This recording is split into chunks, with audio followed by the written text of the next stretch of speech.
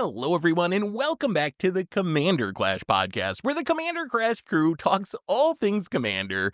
And this week, we are talking about staples that we don't play anymore. But before we get into that, we got a crew to introduce, kicking things off with Phil. Good morning, Phil. How you doing today? Ayo, checking in from my Those are some childhood room. beautiful cupboards behind you, I gotta say. The don't worry about it. It's gonna be over very soon, right? We'll see. Moving. Yeah, moving is never fun. But we got another co-host in Krim. Good morning, Krim. How are you this morning? Pretty good. Excited to see what I don't really touch in Commander anymore. So yeah. A lot has changed in Commander over the years, so there should be some good ones on here. But before we get to that, last but certainly not least, Tomer. How you doing today, Tomer? I'm doing well. There are some cards that I have to quickly evaluate and be like, yeah, I don't run this. This is weird, but I'm excited to talk about it. Yeah, so before we get to staples that we don't play anymore, we got a couple of sponsors. Today's show was brought to you by Foil Armor. Do you have a problem with your foils curling? Well, Foil Armor is the ultimate solution for flattening your foils. It's a two-way humidity pack that you simply put inside an airtight container with your cards, and it'll absorb and release some moisture, making your cards completely flat. Put a pack in your storage box to keep your cards flat forever, and head over to foilarmor.com and use the code MTGGoldfish to get 15% off. Our show is also brought to you by Card Conduit, the easiest way to sell your Magic cards. If you ever get tired of the hassles of buy listing, you can skip them with Card Conduit. You can use their curated service where you send in as many cards as you want with a buy list value of $1 or more and pay just a 5% service fee. And if you want to do a bit of work, you can use the sorted service where you list and sort your cards in advance and pay just a 2% fee. Either way, you're going to get a detailed report with the results and a fast payment once your order is processed. And you can even get another 10% off by heading over to cardconduit.com/MTGGoldfish. So thank you to our sponsors for supporting the show today.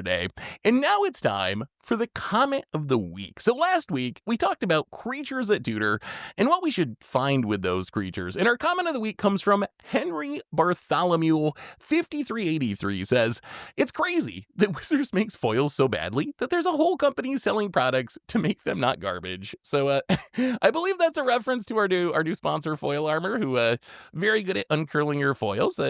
Maybe a service that we shouldn't actually need in the Magic community, but I guess what can you do?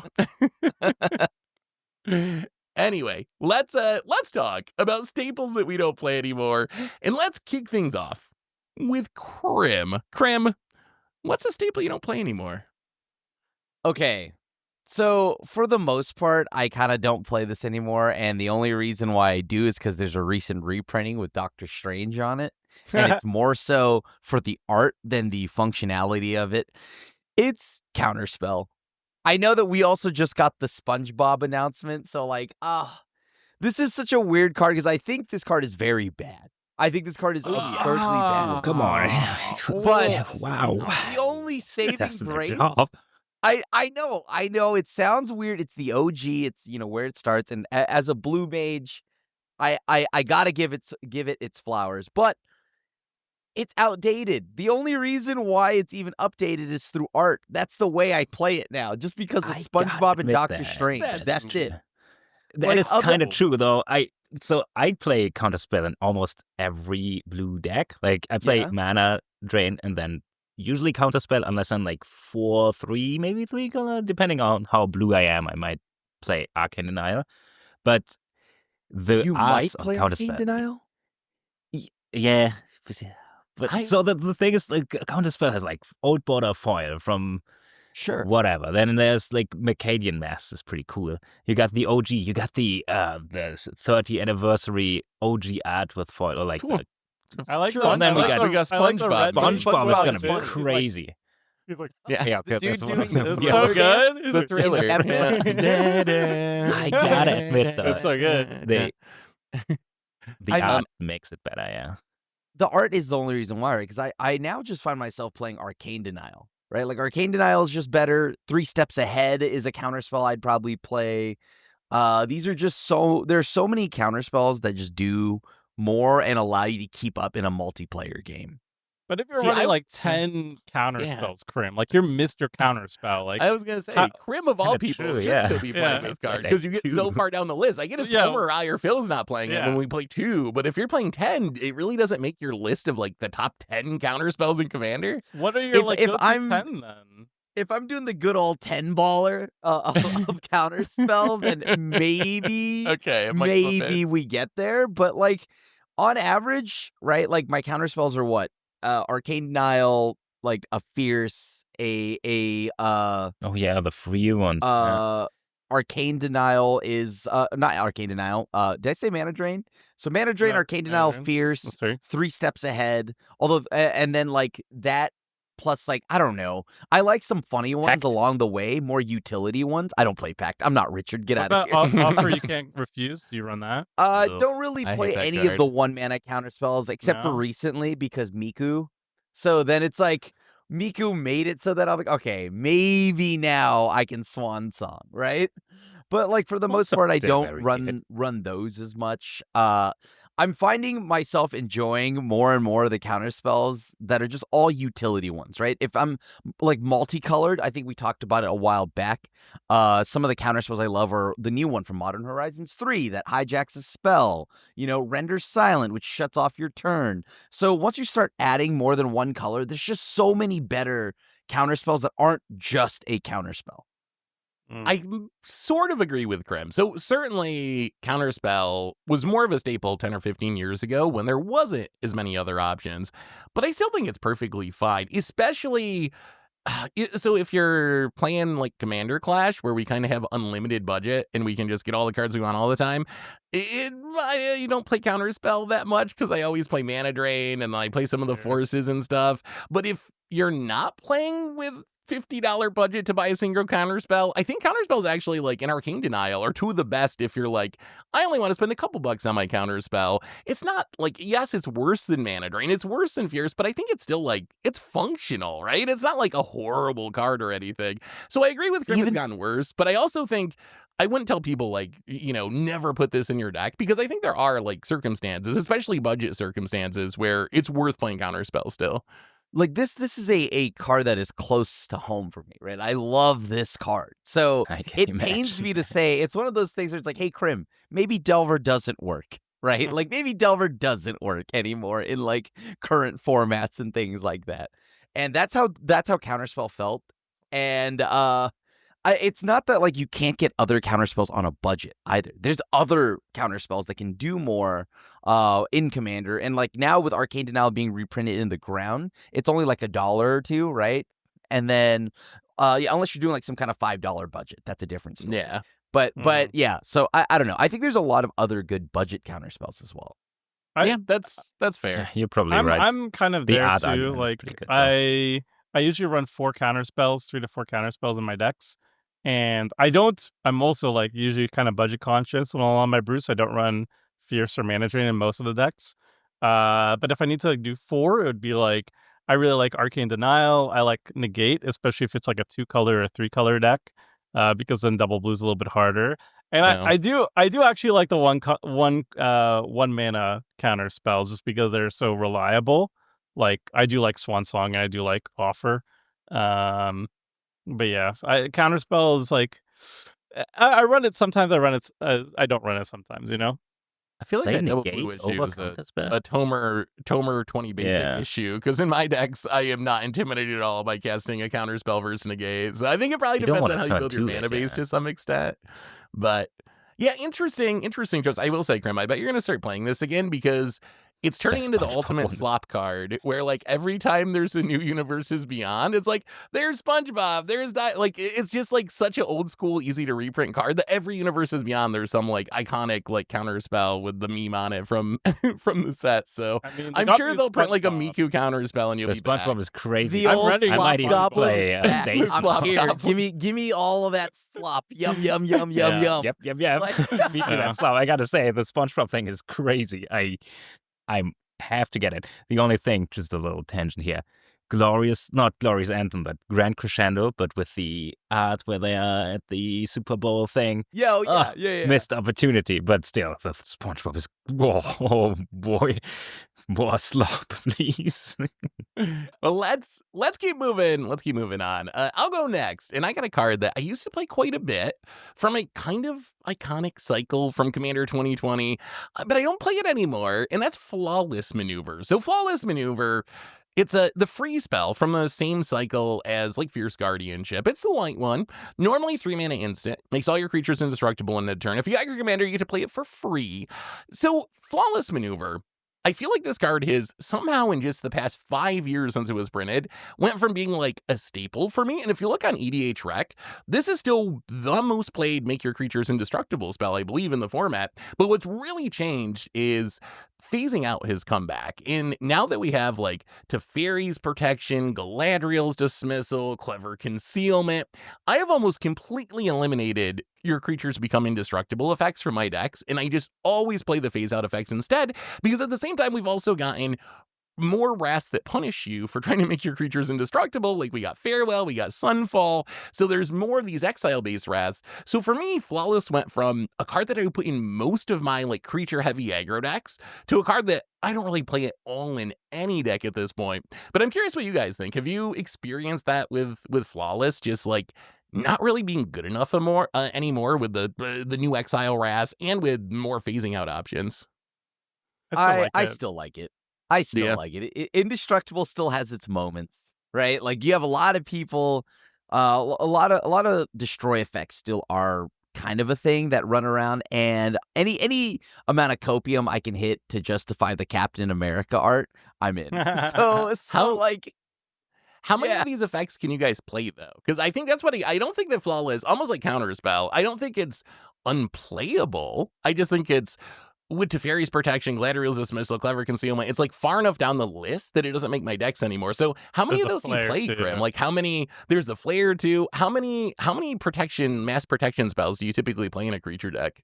I play T-Pro, Flare, Clever Concealment, Flawless Maneuver. Okay, so it's kind of the fourth one on the list that still makes it. I think I play less. I probably usually have like 3-ish, so I think I just maybe don't get all the way down to Flawless Maneuver. What do you think, Tomer? That's what. Or Phil? Oh yeah, Tomer. Go ahead, Phil. Yeah, go ahead. Oh, all right. So I've been playing Flawless Maneuver more again recently, I think. Or I cut it in the last step. I remember putting it in more decks and thinking, ooh, free interaction back on the menu, although I did get a little wild with free interaction. Because you kind of have to, because the wraths, especially in our meta, are so plentiful. And if I really need my commander, I still play Flawless Maneuver, although I have to say, I mean, Clever Concealment every time, because it saves all permanents. I love Galadriel's Dismissal, although I don't play it as often as I would hope. And then the new Flare is also pretty good, but I think fourth one would be Flawless Maneuver, unless I'm in green. I play because you don't play T-Pro, right? I don't play T-Pro. Yeah. Okay, so that's that makes a lot of sense. If you're not playing T-Pro, then I think if I never played T-Pro, it would make my list more often too. What do you think, Domer? I'm kind of with you guys where it's not my like top two choice, but I think like if I have a commander that specifically needs to live, I really like having just a very reliable mana free way of always having it. Like I can be tapped out and I can still have a way to protect from destroy effects, which I do like a lot. It allows for full sends as well. Like you full send, whereas like sometimes Clever Concealment, I have to leave back a few people so I can tap and convoke, right? Yeah. So it's still solid, and I like much like Tomer is talking about. I mean, I play it with any deck that has a cheap commander or a commander that wants to stay around for a while. It's also so my humans deck loves this card. There's also one if thing you I've have a lot of discovered card with all of advantage. these is they get so much better if you're running a background commander, because typically like your commander is going to be, if you have like flawless maneuver. I'm double checking the thingy. It says if you control a commander, you may cast a spell without paying its mana cost. And this is like very niche. Obviously, there's not a lot of background commanders, but backgrounds are enchantments that are commanders, so they just kind of sit around there often the time, and they're usually like low mana value. So you can have them out early, and then you always have this available to you. Same thing with like Fierce and stuff. And I think like any background deck, these cycles get even better. They're more That's reliable. That's a good point. I don't play backgrounds very much, but if I did play a background deck, it does seem like a cool synergy. Well, let's It keep doesn't moving. save the background Okay. though. It does It's not. only Yeah, that is a creatures little that non kinda though, sucks, right? but- So you can't save it, but still.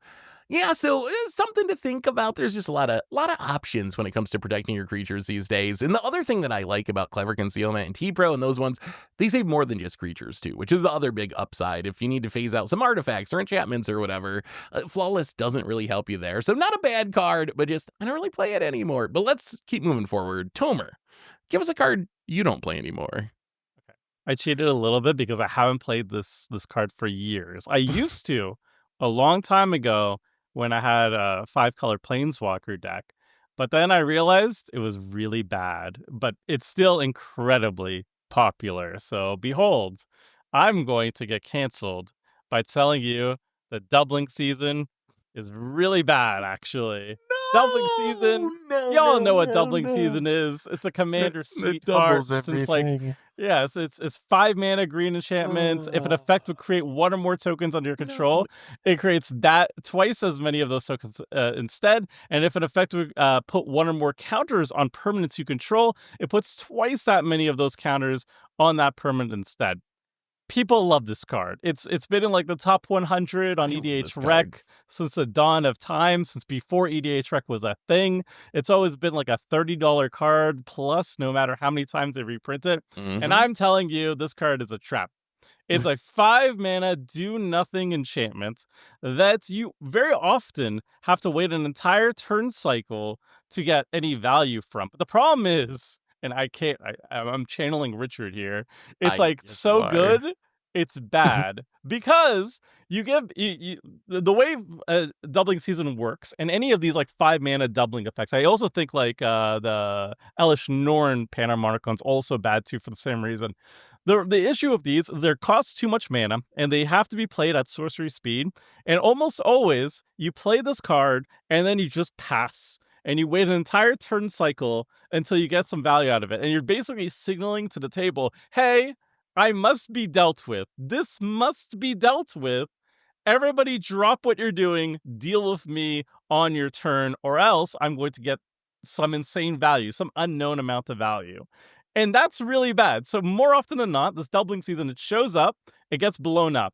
That's the best case scenario for you, honestly. Worst case scenario, you just get everybody alpha strikes you and you just die, which is awful.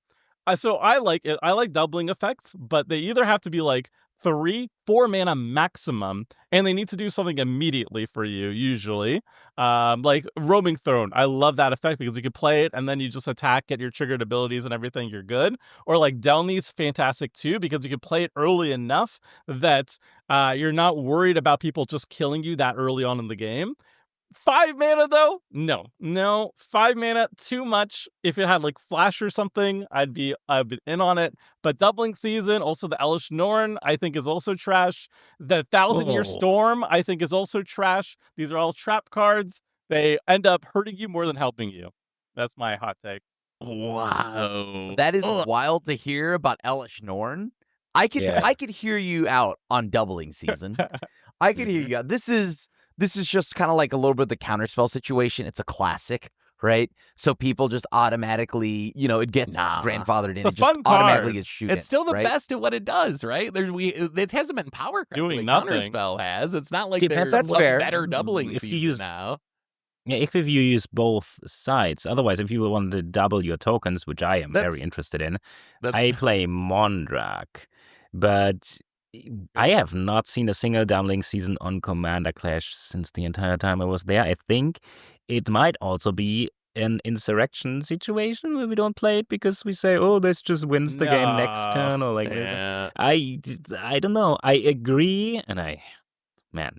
So you know what? Sorry for the use. It is scary. If you play this, I might y'all have to just be say we playing gotta this kill him. card- Y'all just because be it's playing so this good. card rug. It's like a coat of arms. You don't just be like, run out my doubling season on turn 5, hope nothing goes wrong. You wait till you do something at the same turn. Like, isn't that how you would play doubling season? Kind of like a 5 coat of mana. arms? You're gonna do like a 5 mana I'm in doubling season, then green. like I'm a gonna have 5 mana 15 mana on turn planeswalker. 4. Like, I'm Okay. that's a Sure. green card. Sure, of course. If you have 12 mana consistently, then sure, you could doubling season and then play your planeswalker and ultimate on the and then same you turn. win. Yeah. Yeah, and the then you probably Planeswalker win. thing is crazy. Or just, if you're a Super Friends deck, you know what's better than doubling season? Just run Deep Glow Skate.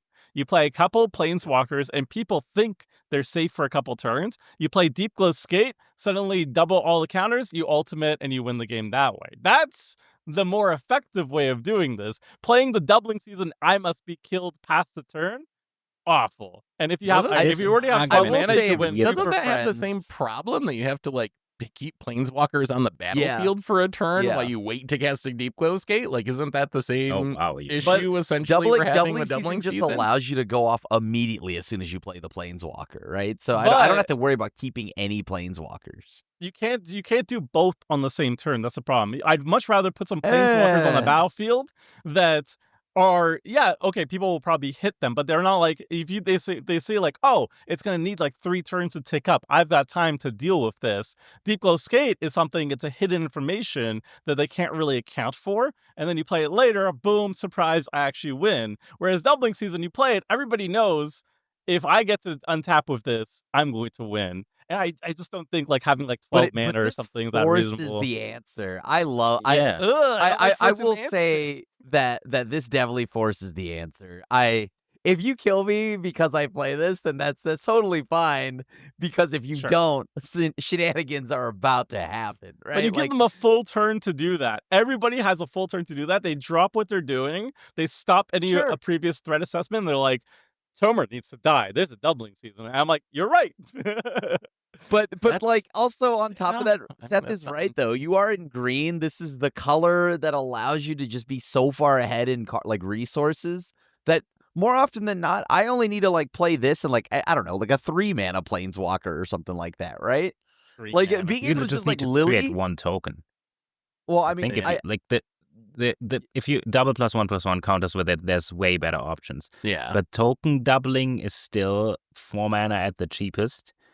And like if you have any token engine that happens after you play this, like let's say you have a planeswalker, convenient, and then turn 5 you play this, plus or minus the walker to get some blockers, double the blockers. Get 2 I think 1/1s then on you're the battlefield. Yes, on turn 5 that should keep you And you alive get unless double the loyalty. table is crazy. Yeah, and you get double loyalty for it. So I don't know, the whole argument of, oh, it's so strong that it wins the game immediately, but it's also like trash. I can't really sign this. I know I will try to do something about you if you play this, but on turn 5, what am I supposed to do? I just played probably my own doubling season type card and also cross my fingers to stay alive. So I usually do this, so I don't know. Maybe it's I good do in the not play Clash this meta. card. I'm excited to see people run it. I'm not running it because I've seen it too many times just not do anything. I don't remember the Yeah. last time a doubling season was actually good. Like I've seen it played a lot. Actually. I It think was my that favorite card as a kid. I think one of the issues I have with it is that the Planeswalker Ultimate wins aren't very satisfying, and they're very Yeah. easy to pull off with doubling season. So that, To who, In- Seth? They are absurdly satisfying. well, I mean, I can see have them to being resolve if it, you have to though. work for it. I can see it if you got to like play it and take it up, and you somehow pull that off in Commander. You deserve to be proud of that one. But if it's just like doubling season, Liliana poison you all out of the game, I'm kind of like, or Vraska poison you all out of the game, I'm just kind of like, like that's It's not not like actually poison. that That's the exciting. main issue. Or like, there's so many planeswalkers that virtually Tameo, Omniscience, play all my stuff for free. Like, there's so many ultimates that essentially do that. So I find it a little insurrection-y, where I just, if I doubling season planeswalker, I don't come away from that feeling like, oh, that was a satisfying win. So That keeps The me from token playing card is the sometimes. coolest. I've just never If you seen. create I've a seen a token lot. copy of it. Oof. I've seen a lot of Super Friends with Doubling Season like shows up in every Super Friends deck. If it's a tracks of Yeah. Super Friends, it has it. I don't remember the last time a Doubling Season actually did anything. I do remember losing 1,000 times to Deep Glow Skate though, and I think the main difference is that you can't account for the skate just randomly being in the hand. And I think that's just like so much more powerful. Just having the win condition as hidden information as opposed to just showing it on the board and then passing the turn. I think maybe I agree Doubling with you Season's good. philosophically. I haven't I seen agree with it. you philosophically. Although I still think you can just wait and play the Doubling Season and get value out of it. But we gotta move on. We It gotta needs move Flash. on. And, Doubling Season with Flash would be an absurd card, wouldn't it? Let's move on to Phil. Phil, what's a staple that you don't play anymore? Yeah, so we've talked about this on the podcast a bunch of time, especially Richard, and I also stopped playing one mana Dorks a while ago now. I argued for them in a previous podcast, but then I noticed I have not played a single one of them unless I play a creature deck, obviously my Lonus deck or something, if I get value out of creatures or I'm elves or something. But just as a Soul Ring, basically, I don't play Land of Elves, but I sometimes play the Halfling because it's, I think, the best one of them. Maybe Uncounterable's birds, a nice upside too. yeah. Delighted having Birds, flies, if I'm in equipment, which I never am, so whatever. I gotta say, and I'm not even sure if I don't do it because of the Wrath thing. It's just a... Wait, you don't run I them actually in don't know. Lonus? No, he I does do run them in Lonus. Yeah. There's If okay, I so you get run them. value out of creatures, yeah. Yeah, I run them in...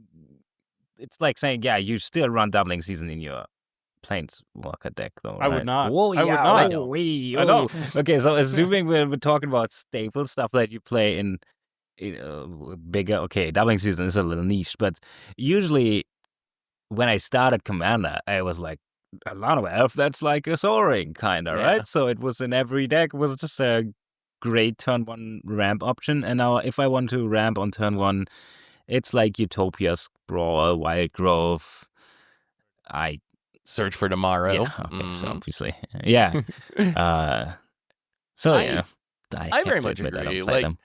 Mana Dorks, the problem is they're green, right? And green also gets real ramp, like ramping lands in the battlefield. So you need to be a deck that specifically needs them for some reason for me to want them, which is like the Lannis deck, elves, obviously, because most of them are elves. So if you're playing an elf deck, and then I'd see the argument for like Kinnan decks, maybe Chulane decks. There's a handful of commanders that are popular that I think Mana Dorks are worth playing in, but I 100% agree. I do not play them as ramp. In the early days of Commander, when I first started playing, I did the same thing. I'd be like, oh, mana, Llanowar Elves, that adds extra mana. I'll just throw it in there. And I've slowly realized that in a deck like that, you just want to land ramp. Like there's not much of an upside I don't see to playing the creatures unless you have a specific reason to put them in your deck.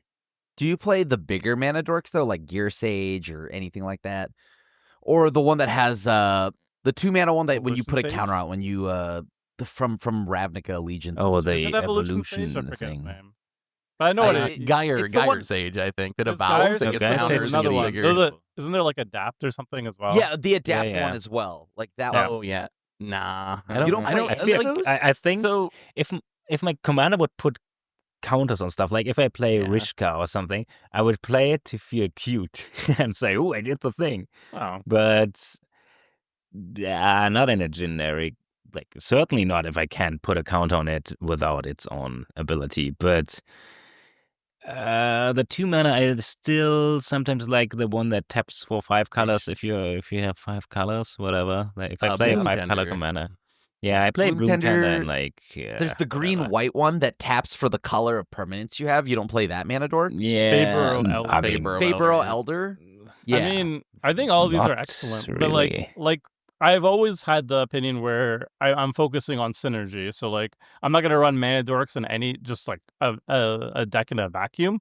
But if I care about creature synergies, then yeah, I'm going to still run it because like in Chulane, okay, you wipe the board, but like every single time I'm playing an additional like first of all, the Mana Dorks get out Chulane like 2 turns earlier, especially if you like go turn 1 Mana Dork, turn 2 ramp, turn 3 Chulane, like you're good.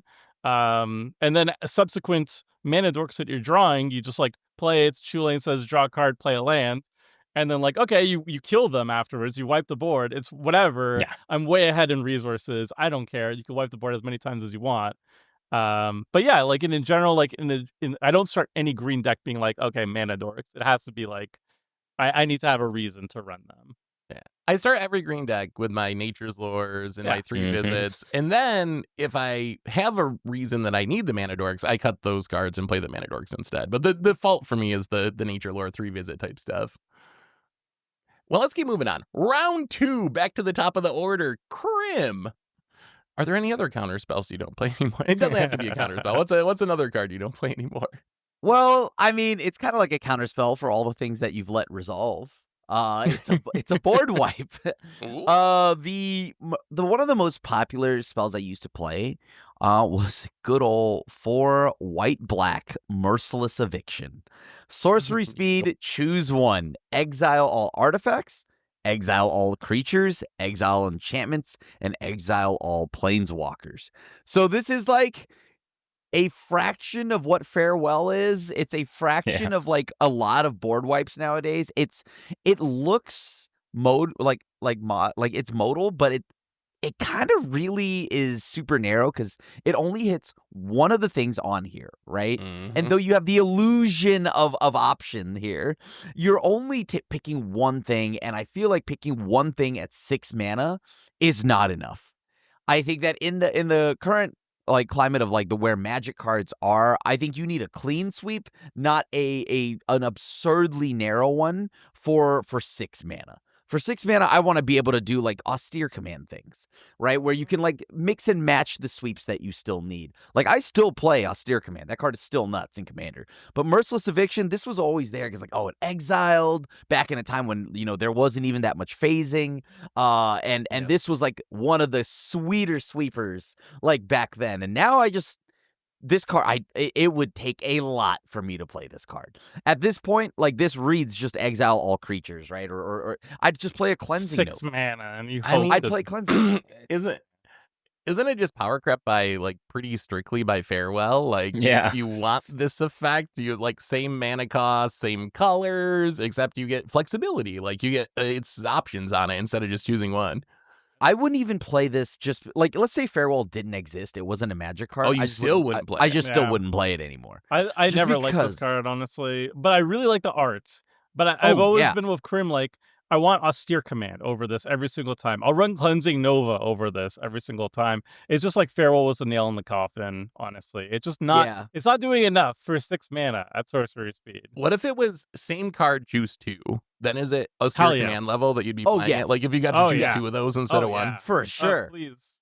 Wizards, please. Like, you just got to change that choose 1 to choose 2, and I'm locked in, right? Like, but as of right now, it's just, dude, it's too bad. The art is gorgeous. And I think it also got hurt just by exile sweepers being more common. Like now you have Sunfall. So if you are just wanting to exile creatures, which is the most common mode on a card like this, you got to think, well, I could just play Sunfall. It's 1 less mana. I get the incubate. So I think that also has like knocked it down a little bit. But yeah, that's a good call. That card is still, if you look on EDH Rec, still very popular. A lot of people still like jamming their Merciless Evictions. I think it's more that's more of nostalgia than probably. Or maybe I don't know. I think it's still fine if you choose the creature modes because exiling all creatures is usually for 6 mana. Very good. Yes, I mean you're not gonna do this on turn 3 or something, right? If you really want to exile all creatures, this still does the job. Once you pick another mode, though, you're kind of scamming yourself. If you pay 6 mana to exile 2 enchantments, ooh, but that's brutal. You can't. I don't play this, but I don't even play Farewell. If you exile, let's just say all creatures, right? This is 6 mana, so it's not as likely you get to redeploy. Right? Like you don't fully get to redeploy. No, you take your turn off, basically, to do this. Yeah. And it's in the 2 best colors for Wraths. Like white and black are the 2 colors best at blowing up stuff, so you have just so many other options. But speaking of, okay, let's move on. Speaking of Bad Wars of removal that people still love, cards that I used to play, that I don't play anymore. We got Anguished Unmaking at the next on my list. Anguished Unmaking, 3 mana, Orzhov, so 1, a white and a black. Exile and on land, you lose 3 life, instant speed. So I already don't play that much targeted removal, but I feel like Anguished Unmaking, now that Generous Gift is around, we've just gotten so many more options that this doesn't make my very short list of targeted removal anymore. When we first started playing Commander Clash, Anguished Unmaking, one of the first cards I put in every Orzhov deck. Even Utter End is another one that people still play according to EDH Rec, which I think is just worst Anguished Unmaking because it's 4 mana, but you don't lose the life. Those cards I used to play in almost every deck. They exile, they hit any non-land, but now I think they're actually just stone unplayable because we've gotten so many more removal options. Unless you're like a big target removal believer and you're playing like 15 targeted removal spells or something, I just don't think they make the cut. This Utter End or Anguished Unmaking make the cut anymore. But what do you guys think about this Orzhov removal? Are you a believer, Crim? I know you like killing stuff, exiling things. I used to play Utter End so much, just because specifically of the game day promo that I won, right? And it took me a long time to finally retire Utter End, right? But I we had to push Grandpa, let him know, time he sits this one out. But Anguished Unmaking still does it for me.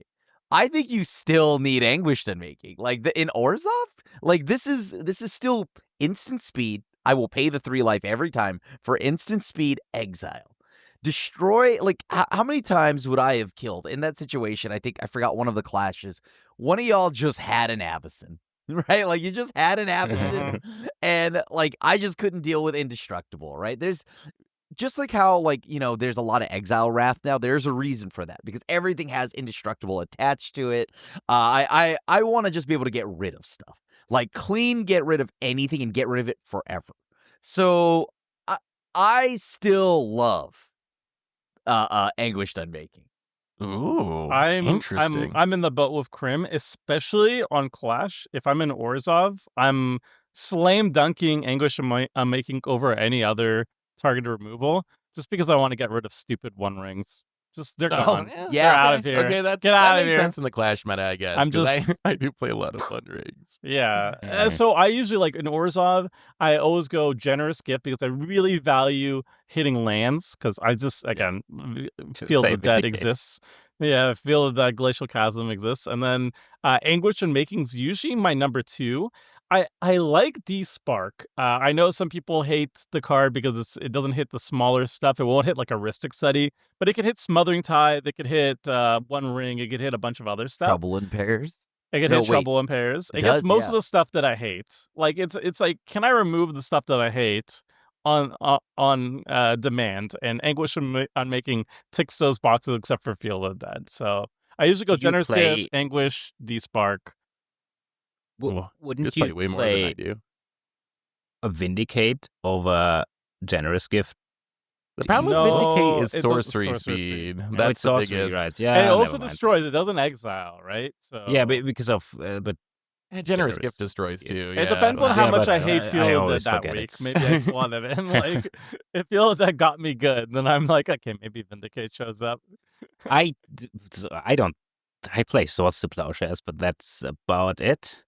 And then if there's a ring, I say, "Ooh, that card sucks." That's about all the interaction I have. And then you with it. tutor up your ring. Yeah, I get Haywire might if I'm not green, maybe.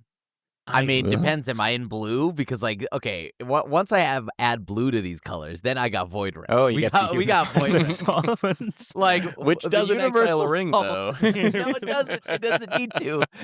No, you have It's copy gonna answer what you artifact play. or something, and then you get your Yeah. own ring, and then it's Again, just so it's clear, since I brought this card up, it's not like you can never put this card in your deck. I think part of this is I don't believe in playing that much targeted removal, so I'm usually like Swords Generous Gift, and then I just call it a day, and the rest of it's going to be Wraths and Sweepers. If you're someone that spawns 5, 6, 7 targeted removal spells, I think I would probably get to Anguished Unmaking. So I don't think it's like a stone horrible card that you can like never put in your deck with a straight face, but I do think it just doesn't show up anymore. Another one is like Council's Judgment. I used to play as a staple in every deck, the one where you vote and you get to exile stuff. It's 3 mana. I love that one. The I old I don't love know. it. true It's a name really cool nemesis. card, but I don't play it. Do you guys still play that one? Do you play Council's Judgment still? Like, it's a cool design, and I used to play it in every deck, and I don't play that one anymore either. So I on the same note, I have a card that I'm very embarrassed to say that Richard has got me on it, got me Wow. off it rather. It's Swords of Plowshares, Crazy. the Oh classic. That's Wait, The crazy. Swords of wait. Plowshares. That's Still my got next the Richard card. takes. You're off. So- Wait, my you're So off. I went through all my decks recently, and I'm like, I remember because there was like I think I had like a special looking Swords of Plowshares. Maybe it was like a some promo one, full art promo, and I was like, where did I put it? What deck is it in? And it was like a weekend ago. And then I realized I don't have a swords in any of my decks anymore. They're all gone. They're all Wow. gone. Out of They're in my all of them, bulk they're all gone. box. They're in my bulk. Yes, they are. But so my issue. So I am a believer in target removal. I always make sure, at least for creature removal, instant speed, I want to have like at least 3 in my deck. And I'm also a big board wipe believer. I shift more towards board wipes than targeted removal these days, but I like having like at least like 2 to 3 instant speed, cheap ways of dealing with issues at instant speed if they come up. Like somebody trying to combo off, I want to have an answer to it. If somebody's swinging at me for lethal, I want to have an answer to it, and I like the flexibility there.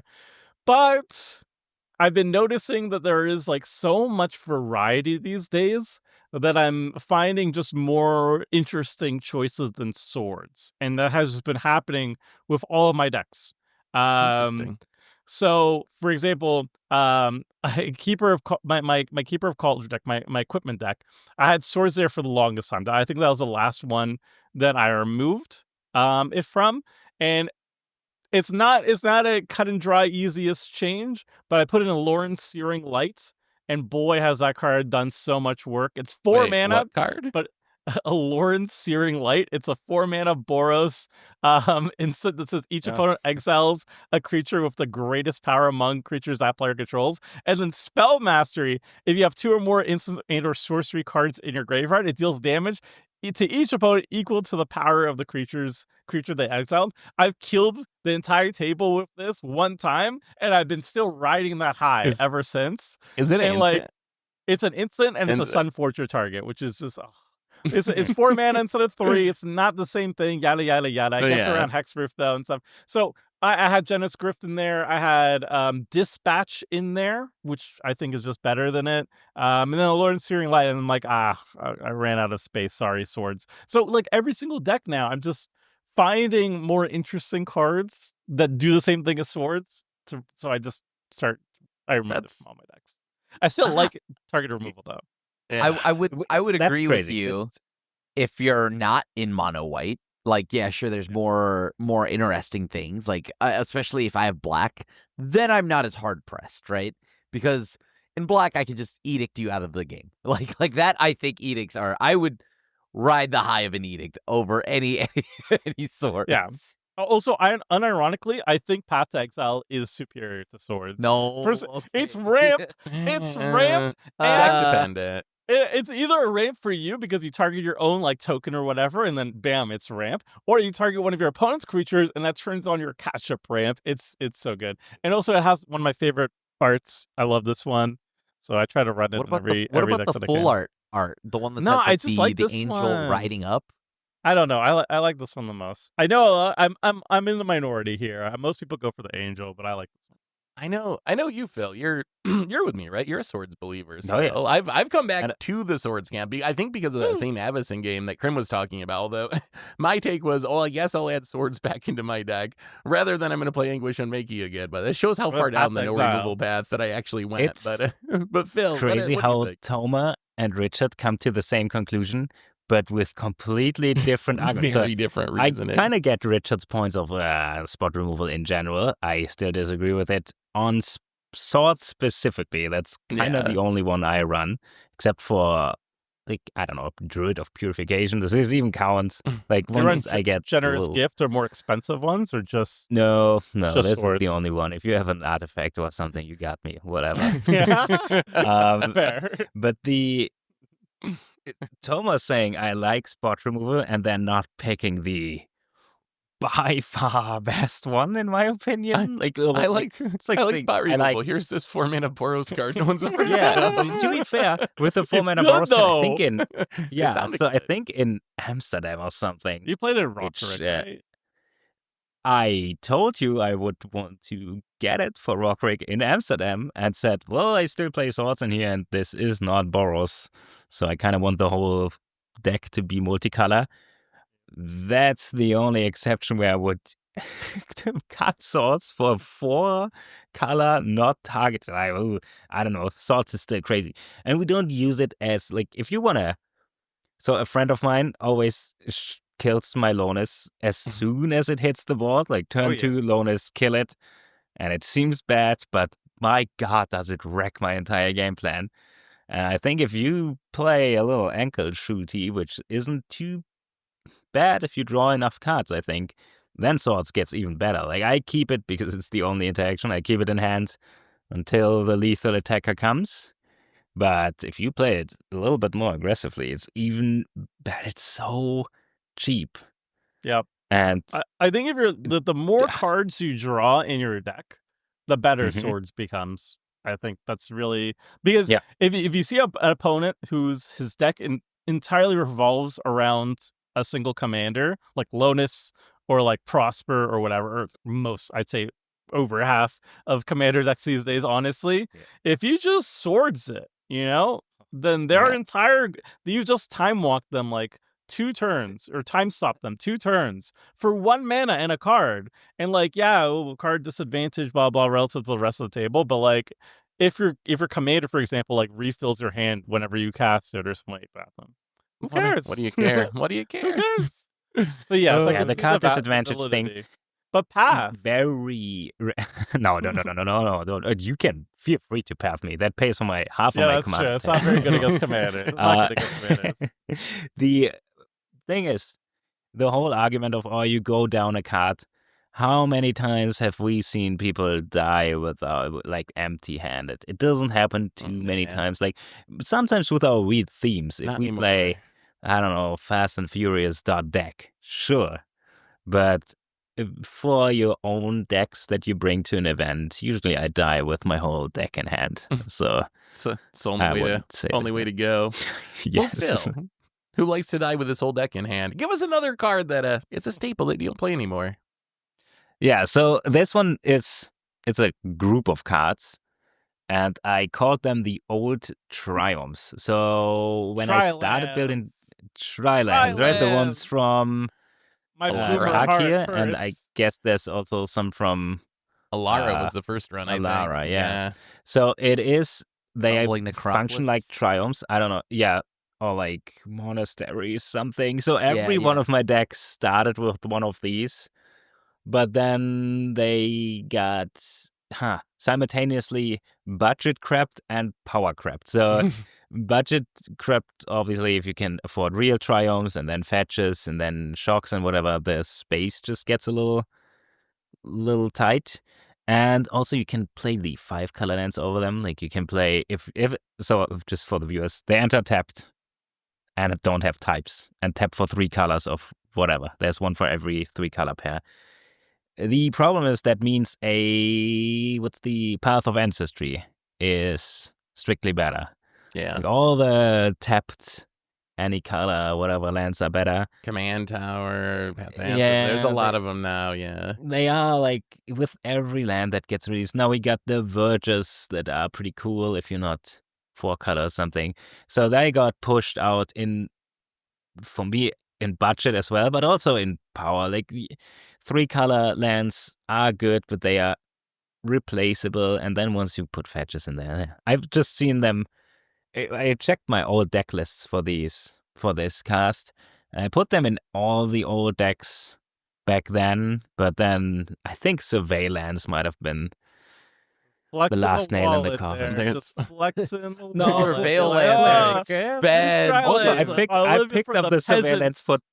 I picked up the surveillance for 2 each in full art and multiple each. Okay, it was pretty evident that they were crazy. I don't know why they were ever cheap, but Yeah, nowadays, if I hope I don't have to buy new ones at a time. Well, we are going to Turkey or Dragonstorm, which probably going to have another 3-color land cycle, so we'll have to wait and see. Make it rare, though. Yeah, there might be something in there. Wait, didn't they say Mythic Lands? Wait, Mythic Lands is Edge of Eternities. There's Mythic Lands. There was some teaser about that or something. A Mythic Land cycle.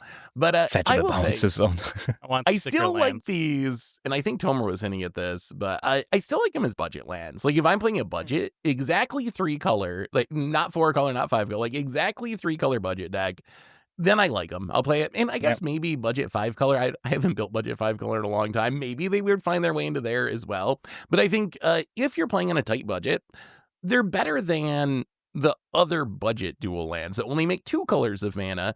And yeah, there's a couple like Path of Ancestry that can make 3 colors, but there's not enough of those to really fill out your deck. So in a budget deck that's 3 colors, I'm going to play it every time. In my Clash decks where I don't have a budget restriction, I literally play, I have boxes of cards that I use for Clash, and I don't even have any of, I don't even bother to keep them around because I just know I am never going to put them in a deck. So I think it's just a budget thing for me. But Tomer, is that where you were heading with that? Them, yeah. Yeah, it was, they're budget inclusions. Like, if you have no budget restrictions, I don't see any reason to run them. But if you do, then. But I'm not wrong, though, right? Back in the day, you kind of played no. Back in the day, colors. These were staples. I would play these back before Triomes, like before Surveillance and Triomes, and like going back like 10 years ago. These were staple level lands for me, where I play them in pretty much every deck. Yeah. I value all my color pips, so I still. I was going to say, Grim probably still plays these are still great. Yeah. I'm out here playing snow-covered duels that are tapped, so like. All right, let's move back around to the top of the order. Last time through, Krim, give us one more staple that you don't play anymore. It's gonna sound crazy, but I no longer play Gary, Gray Merchant of Aspodel. No. 3 black for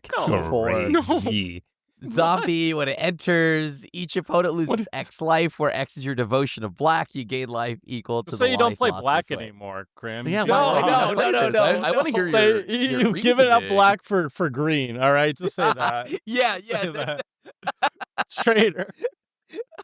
I think this card is still good. It's still absurdly good. That's the problem. I just like how you all feel about fair.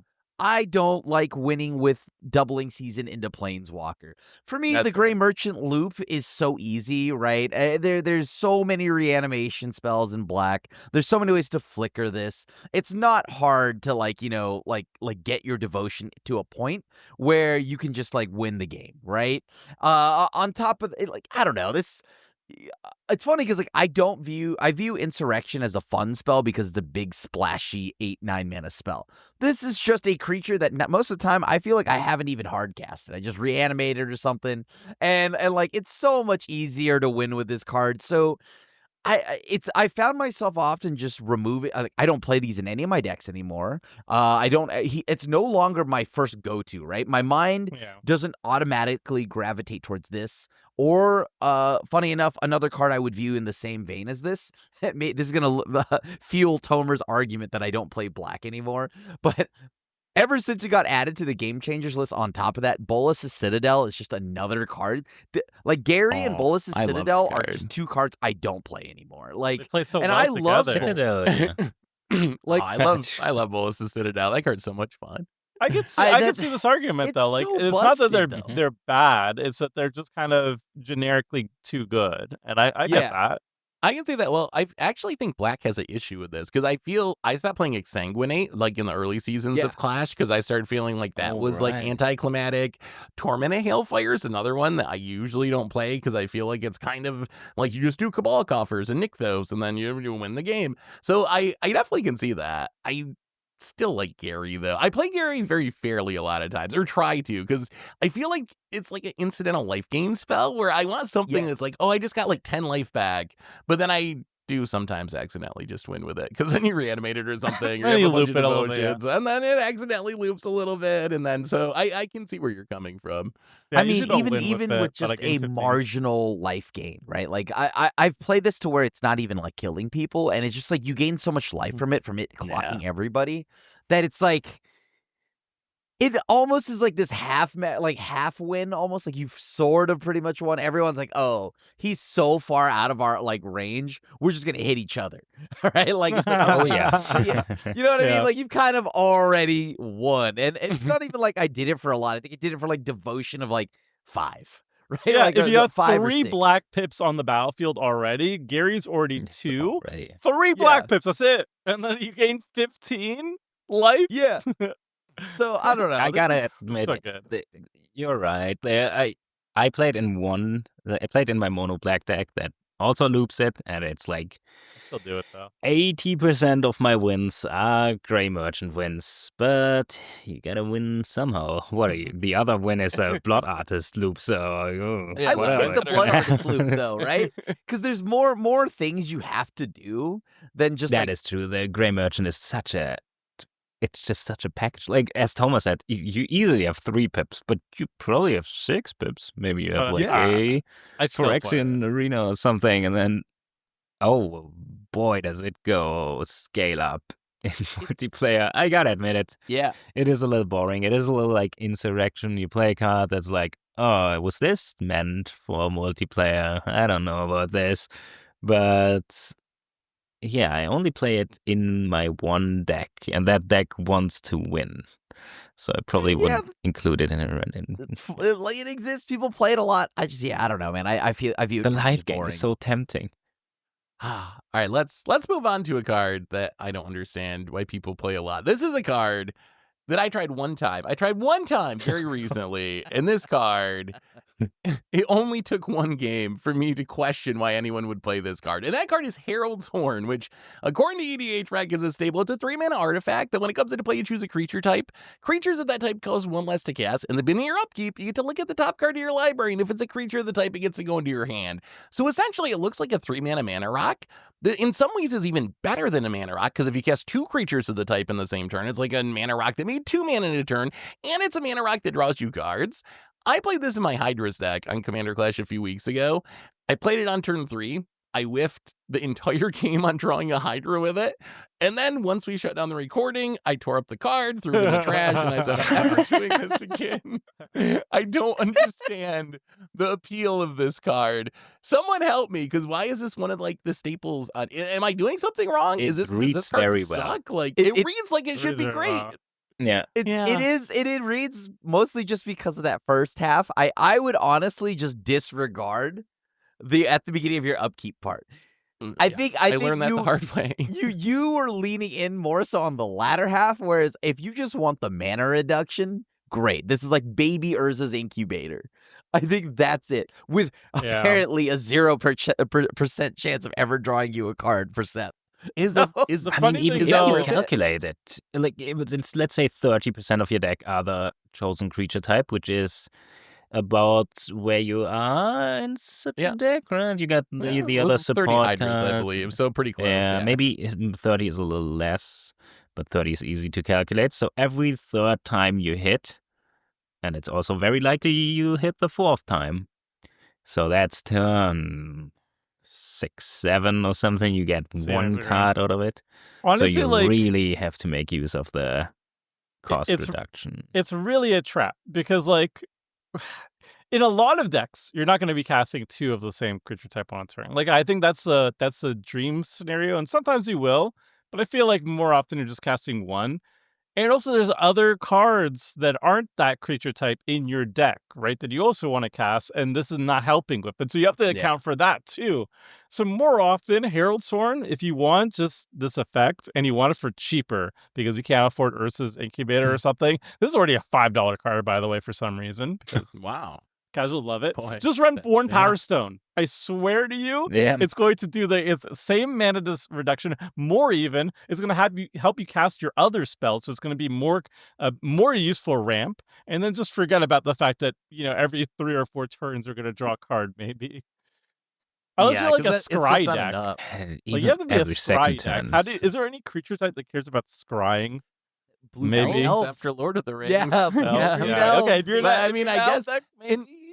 And I think I even made a bigger mistake because I was a green deck. So green is so good at ramping and drawing cards. Like, in green, you really need a mana rock to be really strong for it to be worth playing. So I think that made it feel even worse that it was like in a Hydra's deck, and the whole time I was like, I could have just played like another real ramp spell or another card draw spell instead of this thing that, and it makes you look every turn. It's kind of like the Ristic Study or the smell. Like, do you pay the one is to like, well, you look at the top of your deck and it's another forest doing it. And like, it gets progressively more frustrating throughout the game. So I hate this card. I hate it. But Tomer, why don't you tell us about a card that you, well, maybe not hate, but that you don't play anymore? Okay, maybe I'm crazy here, but I've noticed, again, I looked through my green decks, I don't run this card anymore, and I used to consider this as like an Omega level staple. Like when I started playing in 2011, this card was like considered one of the best cards in green. It's Sylvan Library, and maybe I'm crazy. You know, I'm not feeling as strongly as I felt with Doubling Season. I still think I'm 100% right on Doubling Season. Sylvan Library, maybe change my mind here. 2 mana enchantment. The original text is very weird, but we'll read the new text, which was at the beginning of your draw step. You may draw 2 additional cards. If you do, choose 2 cards in your hand drawn this turn. For each of those cards, pay 4 life or put the card on top of your library. Now, this card is like really good. If you're not spending any life, it's just kind of like top deck manipulation. And that already itself can be useful, especially if you are running like a Herald's Horn or something. This could actually help with that, I believe. Or maybe not even. No, it's too late for that, actually. No, it could help for the next turn if you don't draw any more cards. But anyway, it helps with top deck manipulation. Helps smooth out your draws. But then if you pay 4 mana, up to 8 mana, you can draw 2 cards every single turn for a 2 mana discount. What I found with this card is I will never say no to losing 8 life. Like, I will die to this enchantment 9 times out of 10, and I have many times. Like, even if I'm at 9 life, I will go down to 1 every single. I can't say no to this. I have a problem, and so I think for me personally, I don't think I'm responsible enough as the player to actually run this in my deck anymore because I just keep dying. Is this what do you think? Is it too much? It I is don't a run little it like anymore. Black Market Connections where I had to stop playing that. Take it. Yeah, I killed myself with this too many times as well. And Sylvan Library has a similar theme. You do you draw the cards? There's like draw the cards. So you like, technically draw them, so there's weird synergies. That's stuff a with weird that. old If draw card. matters, then it's much better, and I'll run it there, I guess. But like, I used to just put it in all my green decks, like just the first card green in my card deck. you'd add. Yeah, Yep. and Same I was way. taking it out. I'm mostly with you, Domer. Like, I still don't think Sylvan Library is bad. I just don't find myself putting it in my decks very often anymore. Every once in a while, I'll like remember it and put it in a deck. But the same way, like when we first started Clash, it was the first card I'd add to pretty much every green deck, right alongside like the best ramp spells that I always play or whatever. So I used to think this card was like one of the best cards in the entire format. Now it's like, I think it's still like, there's not, in mono green in specific, there's not much else that does what it does, is like early game burst card draw. Richard made this argument to me recently that like it's kind of the best like Painful Truth style card that you can have in green. Like, you got to pay way more life for it, but if you just want this early game burst of card draw before you get to Harmonize and Rich Card's expertise, Sylvan Library is like the only option. So I still think it can have uses, but yeah, I very rarely put it in my decks anymore, when it used to be in literally every single green deck, and even like 3 color decks. I would just jam it in everything. Like, it was only 2 mana. Why wouldn't I play Sylvan's Library? I mean, this is also just a good card. I think this card's still good, right? You're able to put stuff back, I mean, it's so right? good. And then that you don't like, and then you get to fetch them away if you need, right? Like a little bit of like, now that I know what's on top, I can like fetch away, do the little brainstorm stuff, right? So I still think this card is very good for just like deck manipulation as well, right? Like where you can, I mean, how greedy do you want to be? I don't take 8 unless I don't want to get like if I don't mind being brainstorm locked, I'll just put it back, or I'll take 8, and then it's a super brainstorm, if you will. But then you're denying yourself card draw. I don't understand. You can't do that. You got to take 8 every time. You want to take the 8. I think like in a life game maybe deck, there's a reason busted, why some of us are going to the ground a lot faster. I right? die so often. I swear to you, if I'm at 9, I'm going to go to 1 every time. Yeah, there's no situation where I don't. Oh, all right. Let's let Phil bring us home. Phil, last card, staple you don't play anymore. What do we got? No. Yeah, so a card that I played in a lot of random creature decks back in the day was Rite of Replication. And I think it maybe still is, but it was played this way back then, and is it a staple? I don't know. I'd say so. I've seen it a lot in random deck lists. It's been around since It's forever. 4 mana, create a token that's a copy of target creature, kicker 5. If this spell was kicked, create 5 of those tokens instead. So for the 9 mana, you do crazy stuff. But the thing that happened, because obviously it's a copy and it's a token, love the effect. I wish I played it more, I guess. But nowadays, you could just, because most of the decks that I would want this in are Simic. Yeah. Because you want to copy creatures, so you might be green. And then you can run Doppelgang, which is even crazier. And if you want to go deep, you can also run aggressive Biomancy. Then you can also fight stuff. They're all double X spells. 9 mana is a lot. You usually cast Doppelgang for like 15 or something. Which is fine. So you're green after all. So if you're blue and you want to copy your Merfolk Lords, or maybe Agent of Treachery to make it a little bit more specific, sure. But if you want to kick it, you got to be green, right? Because you want to go to 9 mana, so might as well just run Doppelgang. So I wish I played this card more because it's so close to what I want to do, but it's just, I don't know if it's too cheap, if Doppelgang is just cooler. I just haven't played it in quite a while. I feel like this card is still Oh, fun. go ahead, Grim. It's so much fun. It is super right? fun. Like yeah.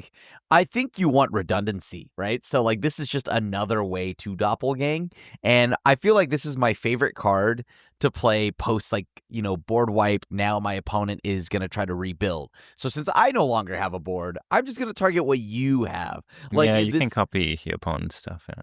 Getting 5 copies of your opponent's Sun Titans or Inferno Titans has always been fun, right? So this card kind of is just an army in a can, if you will, because you can then copy your opponent's stuff once you're out of gas, so you don't have any good creatures. So you just take their best one. I wonder if I would play it more if it released right now and I would see it for the first time and say, oh my god, 5 times copy token? That's all I want to hear.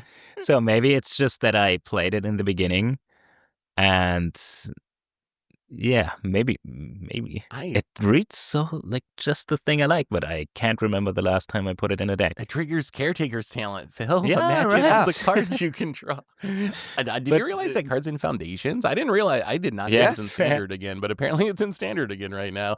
This card I still play in my Flibblethip deck. I still think it's good in the right deck. If I'm doing Panharmonicon shenanigans or ETB stuff, then I'll still play it, especially in mono blue. But I do agree Doppelgang is better overall. But Tomer, sorry, what were you going to say? I just think I used to run this card a lot back in the day, and then I just kind of stopped. I feel maybe one contributing factor is that there's so many, if you're using this to copy your own stuff, the fact that there's so many more legendary creatures makes this there's less and less targets for it.